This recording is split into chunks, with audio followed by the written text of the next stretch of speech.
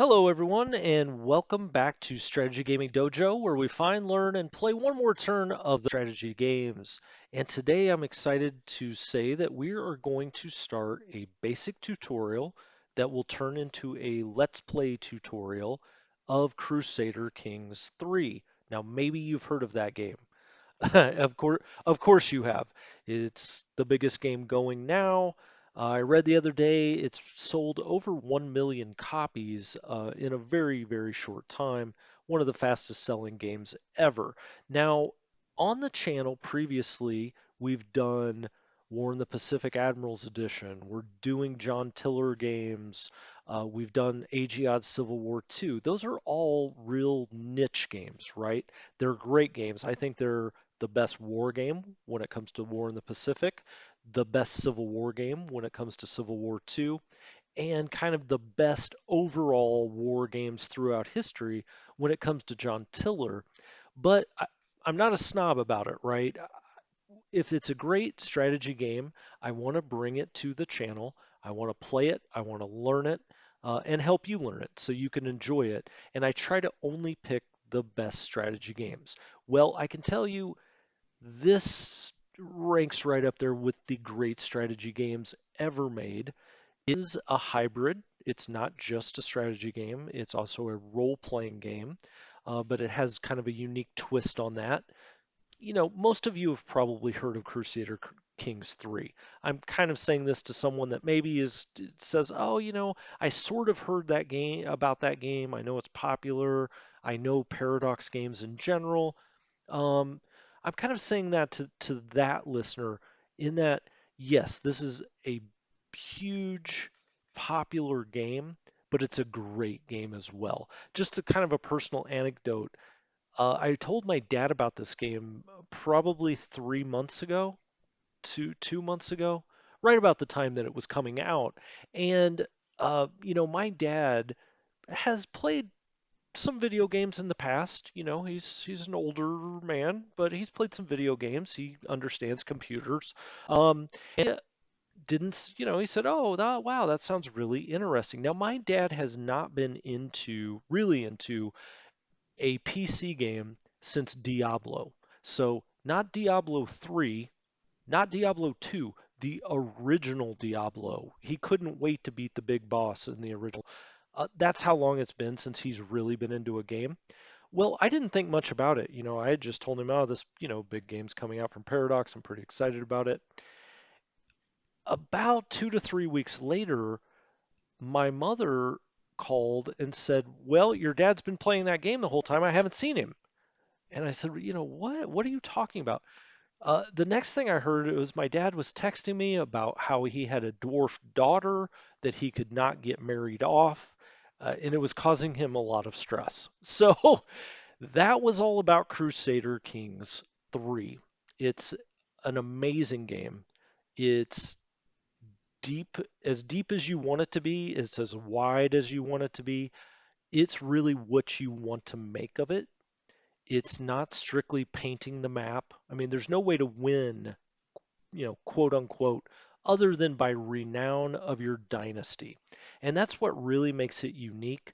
You're not playing a country, you're not playing a county, you're not playing, a certain king or a prince. You're playing a family, and you want your family dynasty to be as successful as possible. And there's a lot of different ways to get there. Can you do it by warfare? Sure.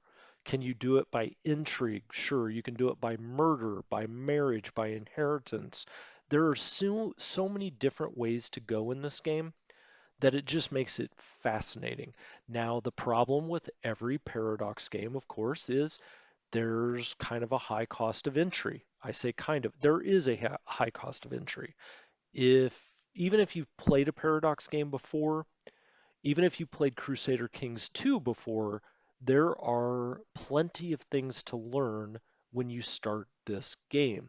So if you've played Hearts of Iron, for instance, coming to this game, it's a different experience. Now, I will say in CK3 here, Paradox has done everything they can to make it to make it a good experience from the start, to kind of guide you through how to get going. Now, once you get going, there's a trillion different permutations, and no tutorial that Paradox puts out, or anyone else puts out for that matter, could conceivably get to all of them. But what I'm going to try to do, and hopefully you trust me after watching some of my other tutorials, is I'm going to try to break this game down to the basic parts of how to play it.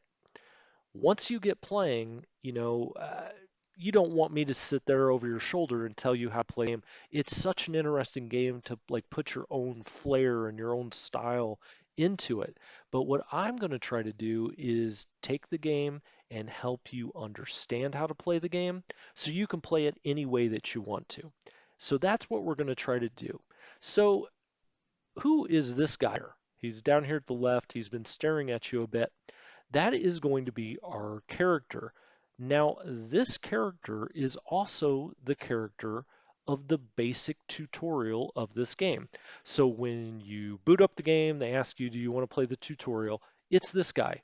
He's Petty King Murchad Mock Donchad of Munster. Now, that may not sound very Irish to you, but he is indeed very Irish. Maybe the Macdon right here, right? Eventually, that probably became McDonald. But he is the person that you get for the basic tutorial in game. Now, why am I picking him as our character? Well, the reason is because I want you to be able to listen to my tutorial, pick up some things, then jump into the in-game tutorial, try them out, and then come back, listen to more. So I'm going to go with the tutorial character himself, as opposed to coming over here and picking, someone in Kazan. And then you're like, well, I played the tutorial, and then that guy that I saw on YouTube was playing Kazan. I think we're going to start with the tutorial guy and build our own tutorial that's a lot more expansive than the in-game tutorial. As I said, I think they did a good job with that. It's almost an impossible task.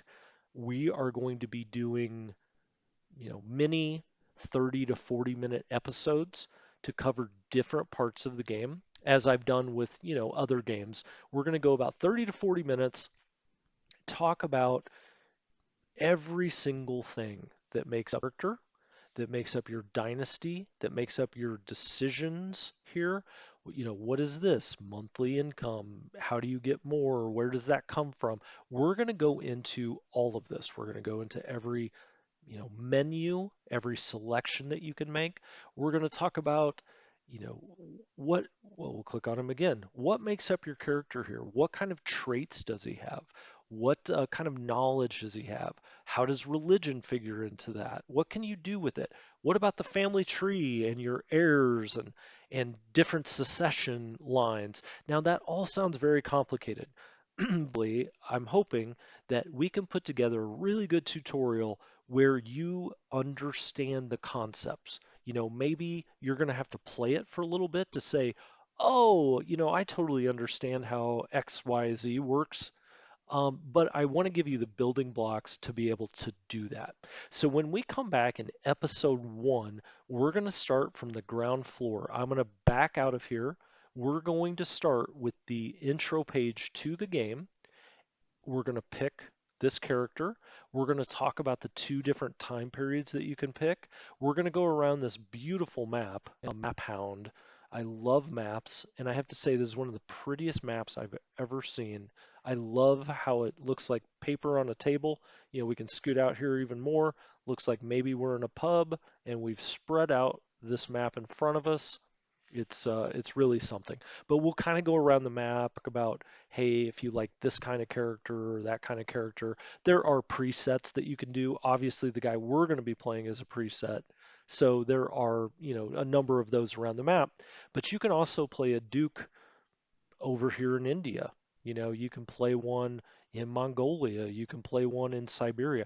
It's endless, the possibilities are endless. But we're going to come back for episode 1 and start on the ground floor.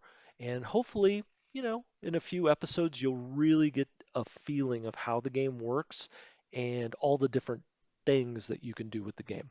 So I'm really excited to do it. I can't wait to get started. I'm going to actually get started right after this. You're going to have to wait, maybe a day until I put that episode together. But it's exciting for me to do it. So, as always, thank you very much from Strategy Gaming Dojo, and I will talk to you next time.